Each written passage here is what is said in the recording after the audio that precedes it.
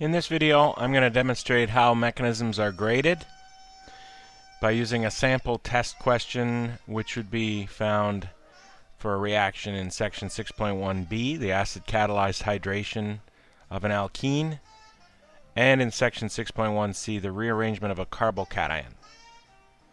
Both products are alcohols. First product is a secondary alcohol, which arises from a carbocation being here. The other product is a tertiary alcohol, which arises from a carbocation being here, but that's not where the alkene started. So that right there tells you this is a rearrangement product. To get started, you must react the pi electrons, which are the most reactive electrons here, with the strong acid proton of sulfuric acid. Water is not sufficiently acidic to accomplish this reaction. That does not happen. The two resulting carbocations are here. That means the proton would have added here, giving a full octet on this carbon and only 3 bonds on this carbon. The other cation would be here, which means the new hydrogen went on this carbon down here, giving a full octet, and this is the carbon without the full octet. I can see of the two products, this one is the result of water attacking the first carbocation. Before we can do the second product, we need one of the methyls to move from here to here. That's called a carbon shift, and the rearrangement looks like this, with the methyl taking its electrons and going to the adjacent carbon. Rearrangements only happen towards the adjacent carbocation. The other product I will show shortly.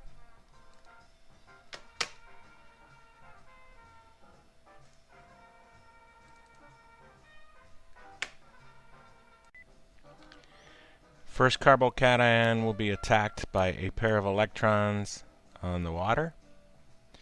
Notice the arrow ends right at the carbon. This arrow also ends right at a carbon and results in the methyl group now being on the adjacent carbon, and the carbocation being where there's only 3 bonds remaining. The lone pair on the water will now attack the more stable tertiary carbocation, resulting in an oxonium ion, which I will draw. So we have created this oxonium on the tertiary carbon, and for the other carbocation we have created this oxonium on the secondary carbocation. Please note that that is the conjugate acid of this product, and this oxonium is the conjugate acid of this product. Simple acid-base chemistry using the base generated in step 1 will allow us to deprotonate those oxonium ions. Once again, in step 1 you generated a sulfate ion when you generated this carbocation, and you also generated a hydrogen sulfate ion when you generated this carbocation. Those sulfate ions can be used to deprotonate your 2 oxonium ions. Lone pair grabs the proton. Sigma bond on the attacked hydrogen becomes lone pair on the oxonium, neutralizing the oxygen. Once again, lone pair on the sulfate ion attacks the proton. Sigma bond between the proton being attacked and the oxonium becomes a lone pair on the oxonium, neutralizing the oxonium. So we've generated this secondary alcohol here as the minor product, and the tertiary alcohol is the major product. The reason has nothing to do with the stability of the alcohols themselves. We need to compare the secondary carbocation formed here secondary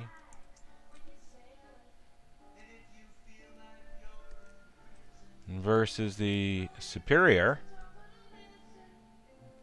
tertiary carbocation here. And your explanation needs to compare these two carbocations. So this is your answer to C. This carbocation has more hyperconjugation than the secondary carbocation labeled to the left.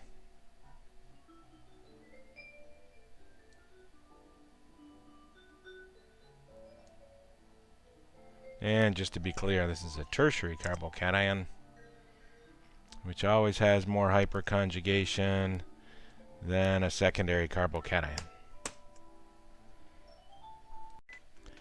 And that's what makes this the major product.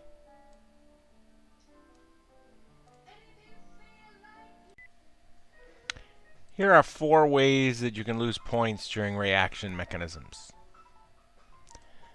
If you have inaccurate arrows, that's arrows that end in outer space or are otherwise inappropriate, you're going to lose points. I will show you examples of that. Arrow 1 starts off all right. Starts off correctly, but ends in outer space. It clearly does not attack a hydrogen. It's attacking space, which doesn't happen. So your point score would be minus 0.25 for that. I can kind of make out what you're trying to do, but you didn't quite get the point across. The same can be said for arrow 2. It clearly starts in the middle of a sigma bond, which is a pair of electrons, which is where all arrows need to start, but it ends in outer space. So I would have to dock a quarter point for that mistake as well.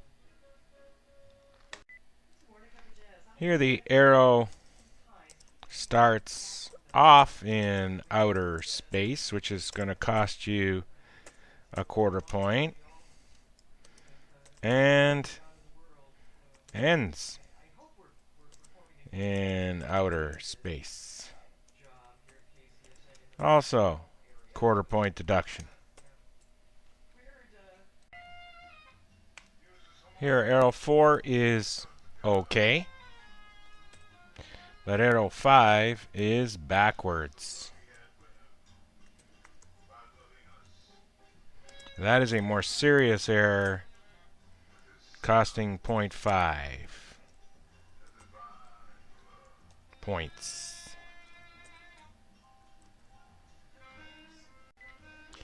You can't have an arrow start at a nucleus.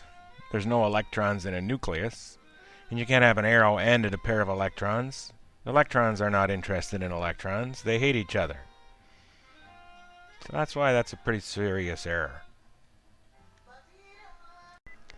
I realize now I missed another form of inaccurate arrow, so I put it in up here.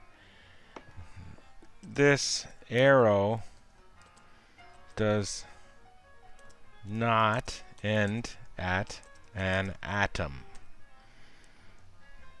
Students think they are making a bond to a cation. A cation is not a thing, it's a charge.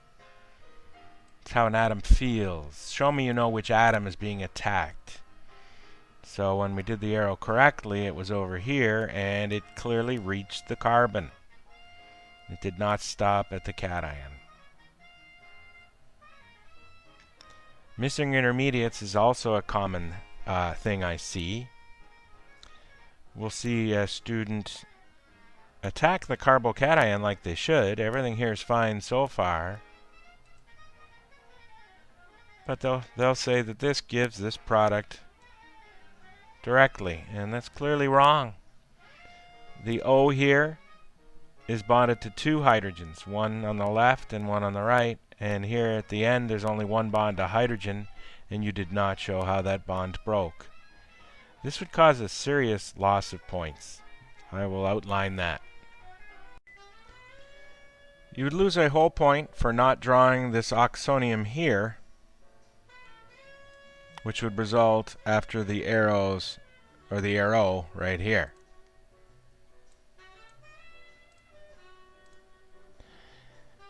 You will also lose the points for showing the mechanism that results after you create the oxonium, because there's no way you can show that mechanism when you're stopping here. So you would not have a point for this set of arrows over here. This last example is the one that makes me most sad. The arrows look fine, starting at a pair of electrons, attacking a hydrogen, sigma breaking, becoming a lone pair.